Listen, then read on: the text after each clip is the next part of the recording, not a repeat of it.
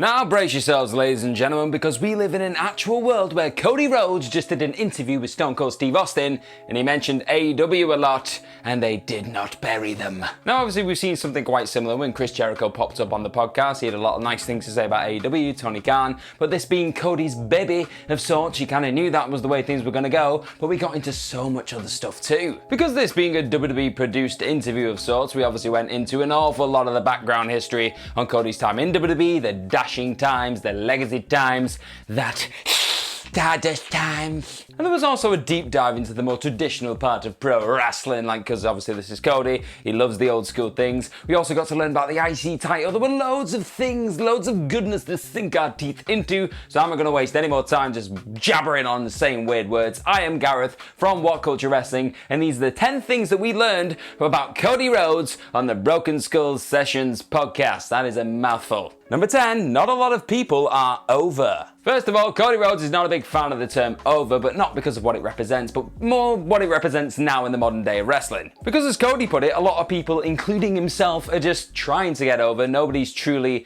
properly mega over like his pops was back in the day. And as Rhodes put it himself, over is like a level of business in the 80s or the late 90s, mid to late 90s. That level of incredible, skyrocketing, explosive business, that is over. Pretty much like the guy he was facing in this interview. He was like, if I get as popular as you, I'm over. Anything less than that, I ain't there. And Rhodes even went out of his way to use The Rock versus Austin at WrestleMania's X7 as one of those big moments where you see two absolute megastars pretty much alone sell out an entire arena, and that is what he is aspiring to achieve. And my goodness, if anyone's gonna do it, it might just be him. Number 9, the hidden competitiveness of legacy. One of the things that Cody Rhodes was very much keen to stress throughout this interview was just how helpful a lot of the WWE stalwarts were to him when he was coming up through the business. And one name that just seems to keep popping up in just about every interview under the sun right now is Randy Orton. He, of course, helped Cody Rhodes massively when he was under the legacy banner. Because on top of Randy pretty much doing to those two lads, Ted DiBiase and Cody Rhodes, what Triple H did to him, Batista saying,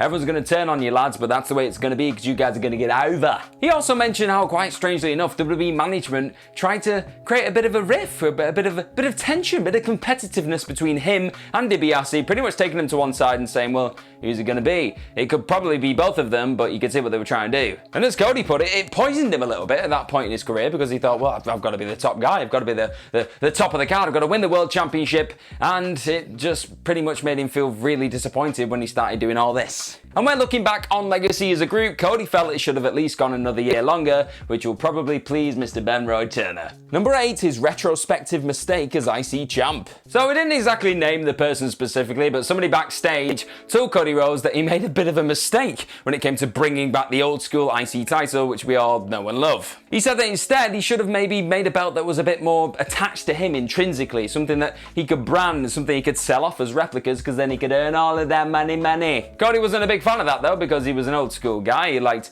respecting what came before him, and he really liked that belt, and he wanted to be associated with that belt and bring it back, so that's what he did. In hindsight though, he did admit this was probably a bit of a mistake, because like I said, he could have earned an awful lot of money if he had his dashingness all over the belt instead, but that's just is what it is. And he also said he kind of fooled himself into thinking, oh, if I get the IC strap, that's the stepping stone to the world championship. It's a coming, but this was early 2010s WWE. Things didn't exactly always work out that way, did they? Number 7, some advice HBK gave him. This was quite a cool part in the interview because Cody pretty much said that the likes of Triple H, Shawn Michaels, all these veterans that he worked with at this point in his career, a lot of the time they just kind of took him to one side and just went, yeah, what kind of stuff have you got? We need to get your stuff in. And him and DiBiase would look at them and go, we don't have stuff, we're very green. And this meant that these absolute legends had to work quite hard to get these two up and coming lads over because they didn't have an awful lot to work with. They were just doing their own stuff and then making the other two look like baddies. Ugh. But a moment that really stuck with Cody was backstage after he'd had one of his matches around this time when he was just up and coming. He started asking a lot of people like, oh, what do you think? I think he asked like 50 people, what do you think of my match? And Shawn Michaels took him to one side and said, dude,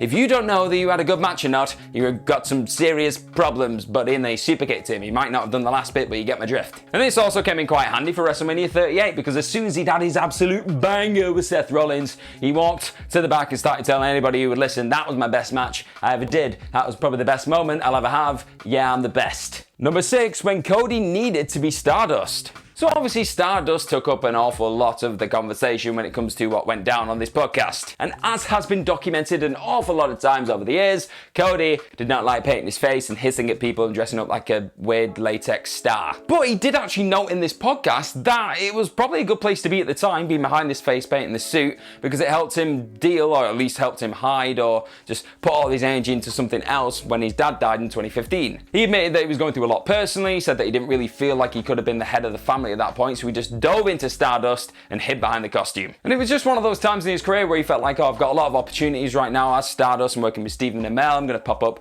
on the Arrow series. I'll just dive into that and hope that that can help me just grieve in some way, shape or form. It was really fascinating at this point. It was really honest, so this, yeah, it hit a lot of heartstrings, to be honest. Number 5, his eventual embarrassment. But this being the dreadful Stardust character, any positives that were going to be taken from it at that moment in time weren't going to last because, well, we have a habit of killing souls when it comes to these characters, don't they? And in all honesty, it became so embarrassing for Cody in particular that he opted to rock up to sign-ins and all these events outside of the ring in full costume, not as a way of just committing to the character, but more because he just couldn't bring himself to sit there as Cody Rhodes and go, yeah, I'm the dude that plays Stardust, so he just hid behind Stardust. He didn't have to admit that he was Cody Rhodes, if that makes sense. And as Cody put it when talking about this, he referred to himself pretty much as the sad clown at this moment in time, which is, again, really sad when you look back on it, which is why he said sad clown. I'm going to stop saying sad because it's going to make me sad. And by May of 2016, Cody had simply had enough. He requested his release, and the way he kind of worded it in the podcast, he was like, I requested my release, but I didn't sign my papers.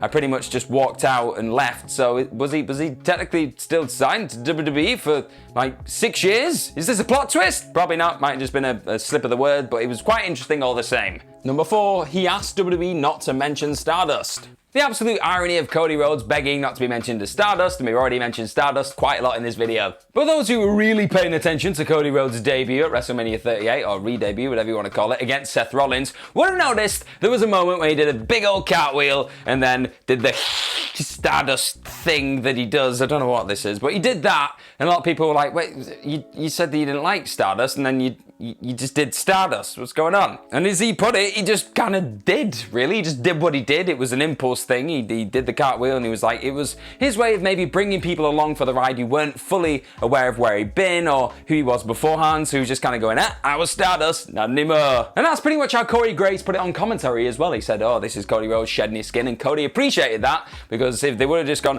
it's Stardust, and Vince would have gone, it's him again, and put a big star thing on his face, he wouldn't have appreciated that, so I think this was good all around. Number 3, indie wrestling healed him. God bless indie wrestling, or at least that's how Cody Rhodes sees it. Now, obviously, post WWE, he worked for a lot of big companies. He worked for Impact, he worked for Ring of Honor, he worked for New Japan Pro Wrestling, all these massive kind of worlds outside of WWE. But along with that, he worked an awful lot of independent dates, and this was by design. Because he just wanted to get himself back out there. He got an agent in LA who was given to him, or at least recommended to him by The Big Show, I believe. I think he said that in the podcast. And then after that, this agent said, you've got to wear suits, you've got to look good, got to look sharp, so you respect these places that you go to and you give off this star quality, and it worked, let's be honest. And this was just Cody's active way of trying to reconnect with the fans and the people that reminded him who he was in the first place, if that makes sense. Like, they were a big part in him rediscovering who he was as a wrestler, who he was as a person, and the American Nightmare was slowly born. Number 2, how John Cena helped his AEW run. Yep, you heard that right. John Cena was pivotal to the success of Cody Rhodes. He's officially signed to All Elite Wrestling, and he is going to be fighting Kenny Omega at Double or Nothing.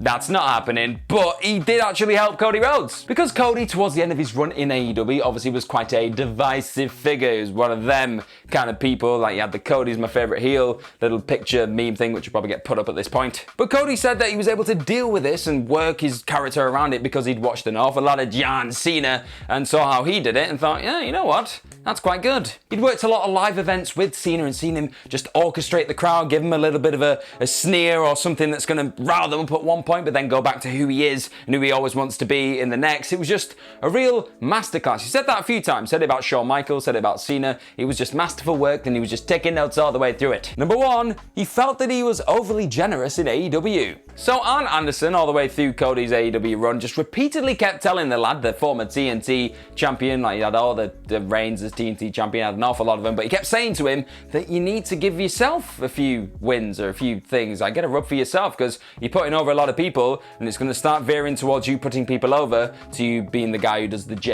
And Cody obviously knew what he was talking about, but he was very much focused on being the EVP and being this guy who was the boss of a lot of these wrestlers and the guy who wanted to build stars for tomorrow. So he was caught in a really rough place, to be honest. And upon looking back, he does kind of regret doing things the way he did, but he didn't really reference specific feuds or matches, but he said some people maybe weren't worthy or maybe weren't in a spot where they should have been beating Cody, but he just did it anyway because he just wanted to kind of please everyone, really. And he wasn't just worried about what the fans might think if they saw Cody beating everybody and going for the World Championship, even though he technically couldn't because of that weird stipulation that they did. He was also worried about the heat backstage because he's seen what happened to his dad when his dad was booking a promotion, and he was still the most over person on the promotion. Obviously would put the belt on himself because he was the most popular guy there, and Ric Flair was the biggest baddie. That was a little tangent that he went on, but he'd seen how that had happened to Dusty. He didn't want to happen to him, and it was just a really, really strange, surreal, difficult place for him to be. He also mentioned how maybe he had the job 10 years too early. He said that a few times in interviews. He said that would have been a great job for him when he was 45, not 35.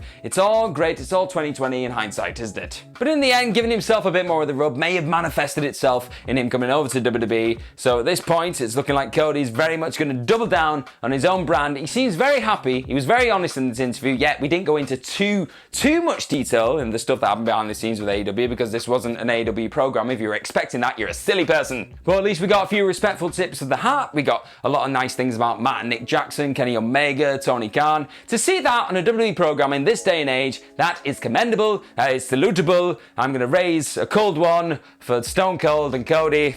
I'm going to mime drinking a beer now. Oh. So that's everything we learned from Cody's chat with the Texas Rattlesnake on the WWE Network. Go and check it out if you've not already. Go and check out the article this video is based on, written by the brilliant Jamie Kennedy. I have been Gareth from What Culture Wrestling. Follow myself on Twitter at gmorgan04 and follow everyone here at What Culture at What Culture WWE. But more importantly than any of that, obviously like, share, subscribe, do all that kind of stuff. But it's a lovely day where I am in the world today. I hope it's lovely where you are. Have the best of time. Have all the fun and don't have any American nightmares. Lovely. Bye-bye.